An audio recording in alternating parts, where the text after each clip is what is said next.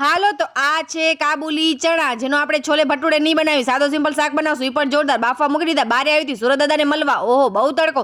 લસણ, મરચા અને ડુંગળીની ગ્રેવી કરવાની છે, અને આ ટમેટાની ગ્રેવી બંને અલગ અલગ. હવે આ છોલે બફાઈ ગયા છે, એને આપણે સારી રીતે મેશ કરવાના છે, જેનાથી ગ્રેવી સરસ થશે. હવે તેલની અંદર તમને રાઈ જીરો લીમડો બીમડો કાંઈ જ નથી નાખવાનો. સૌથી પહેલાં લસણ, મરચા અને ડુંગળીની ગ્રેવી નાખવાની છે, એને સારી રીતે સોતે કરવાની છે. હવે ટમેટાની ગ્રેવી નાખવાની છે, અને આ બધા મસાલા નાખી દેવાના છે. અંદર લાલ મરચું પાવડર, ધાણા જીરું, આના મેં છોલેનો મસાલો પણ નથી નાખ્યો, અને આ ચણા નાખી દેશું.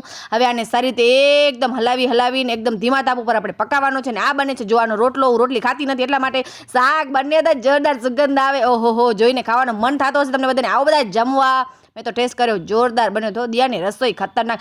એક ગોલો ખાધો કાલે, બહુ જ ગરમી, ગોલાથી પેટ ન ભરાણો. આ ફ્રૂટ સલાડ લઈ લીધો, મજા આવી ગઈ. એક 5 સ્ટાર લઈ લીધી, પતિદેવ મને. પછી રાતના અમે આવ્યા હતા સોડા પીવા. હાલો બધાય, દારૂ કી બોટલ ખોલ દે રે. હાલો, વિડીયો સારો લાગે